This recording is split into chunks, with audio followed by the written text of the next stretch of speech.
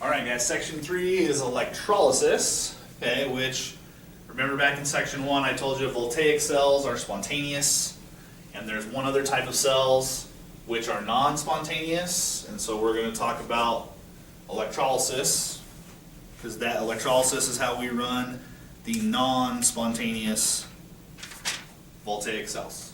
Okay, so the first thing I'm going to do is I'm going to review voltaic, because they are very, very, very similar, these two, with really only one or two major differences. So remember, in a voltaic, you need two separate containers, okay? One of them is called the anode, one of them is called the cathode. The anode is where the oxidation occurs, the cathode is where the reduction occurs. And the anode is negatively charged, the cathode positively charged. Oops. It will not function without a salt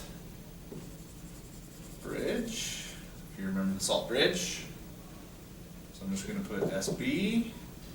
And then the electrical current flows from the anode, it goes clockwise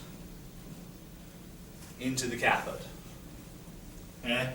That is the basic drawing of a voltaic cell. Okay? So now I'm going to switch over to red to show you the differences between the two. Okay? In electrolysis, we usually have to do it in one container, okay, which I'll explain why in a minute. Okay, it is possible to do it in two, but for most of the examples we use, it'll be in one. You still have the anode, you still have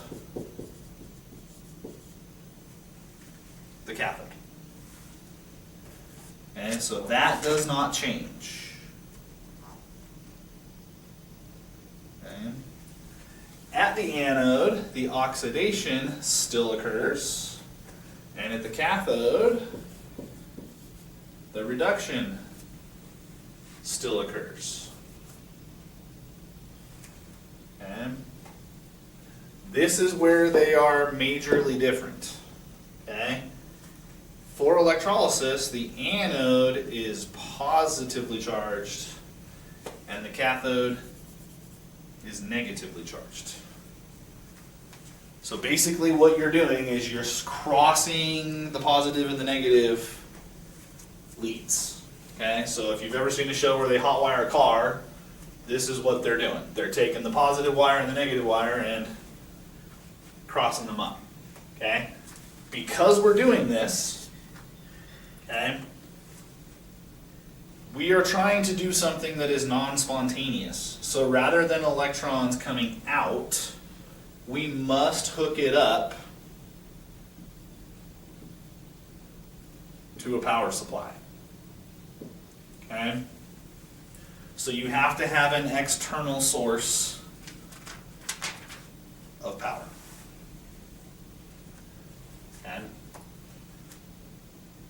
And hopefully everyone sees, by hooking that battery up that direction, we got the positive end here touching the positive end there, the negative end there touching the, so we're not breaking any rules of physics. Okay, so make sure you understand those are the major differences between the two.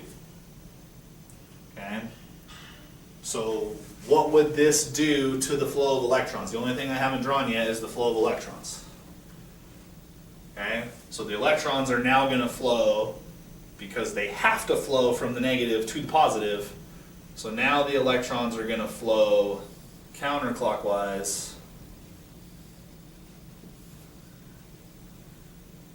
which is how we end up doing the chemistry.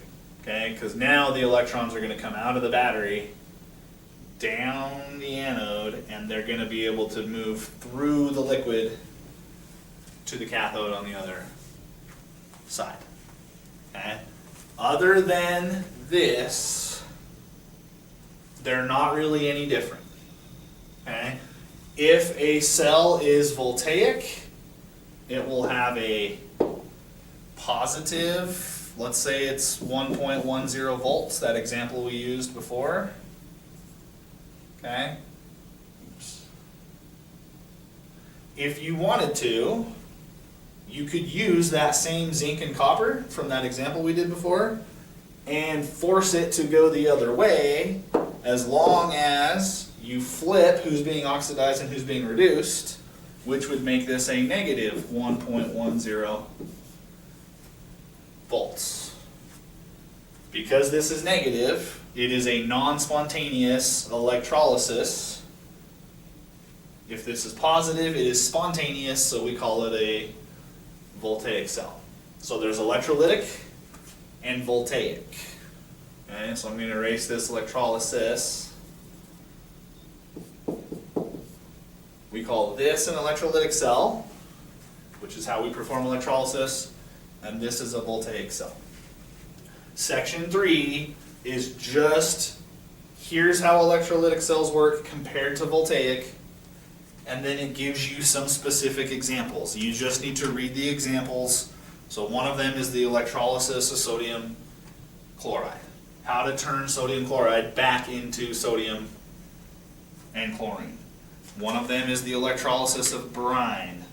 The other one is how we use electrolysis to manufacture aluminum. There's a lot of just specific examples of this process is used all of the time with our modern technology to make our lives easier. So just make sure you go through each example and you understand what's happening at the anode and what's happening at the cathode. It's going to take a little bit of time for you to make sure you read that and get the notes done, which is why this lecture is so short. And again, I tried to split it up into 3 lectures rather than only the normal 2 that we would do if we were in class, to try to help you out so you can learn it a little bit at a time rather than in bigger chunks. Okay? If you guys have any questions, we will still do our online meeting Tuesdays and Thursdays at 9 a.m. So make sure that you're looking in your announcements on Canvas for that. If you need work on the homework problems, you can email me. Okay, try to do it little bits at a time rather than wait until the very end to do it all at once.